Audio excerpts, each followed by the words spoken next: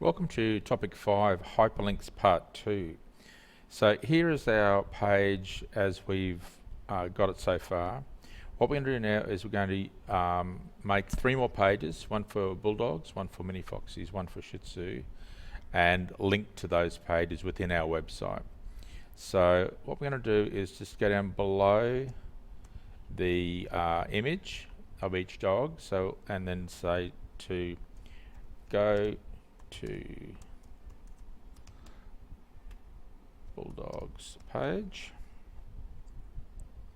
and what we're going to do is we're going to mouse over, I'll just mouse over the Bulldog's name, right click and create link, and it's just going to be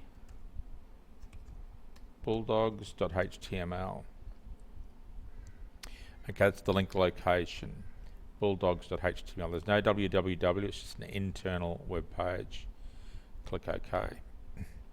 Go down to Foxies, give yourself a bit of space, go to Foxies page, double click on Foxies, right click and create link, just type in foxies.html, click OK, that links in, and then same with Shih Tzu. So with this one,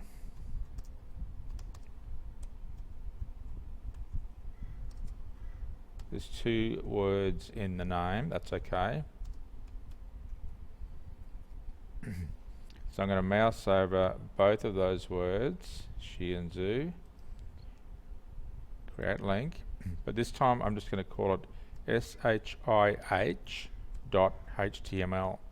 So all of the names of our pages need to be one word only, all lowercase, no capitals, no spaces. So that's why I've chosen the name SHIH rather than Shih Tzu or Shits-Zoo or whatever. So just remember that just as a principle when you're creating your web pages, keep it simple, all lowercase, no spaces, no caps. Okay, so let's just save that page, Control S to save. So we've now saved our index page with those updates.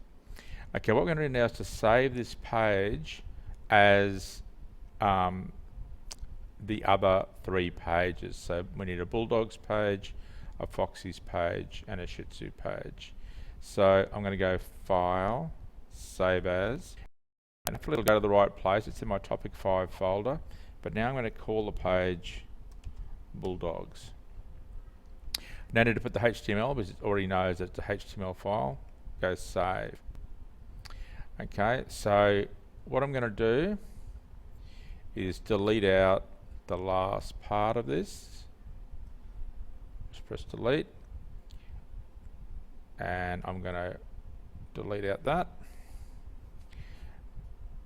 and instead of dog breeds I'm going to say Bulldogs.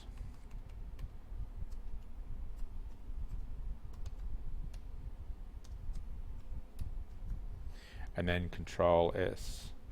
Okay, so that's my Bulldogs page completed. I'm just going to cut down this page a little bit. So I need to do the same for both of the other breeds. So if you want to pause the video now and try that, and then I'll come back and just double check that you've done it correctly. I hope you went okay with that. So I've now opened up my index page again, my dog breeds page. So the first step is to say that now as Foxies. So go File, Save As, all lowercase, Foxies, and save. Change the word dog breeds, and I'm actually going to say mini fox terrier. I can take out all of this, don't need that, and I can take out all of this.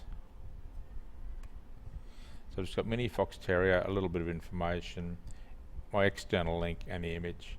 So Control S to save, and then we can close that one. Close that. Open my index page again, so right click and open with SeaMonkey. File, edit page, or Control E. So lastly, I'm going to firstly save it, and I'm just going to call it SHIH as I explained before, and I'm going to call my heading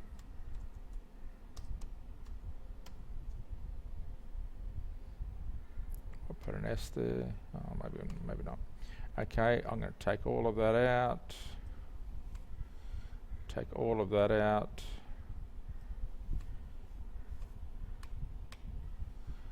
And I'm going to take that out. Control S to save. And that should be it completed.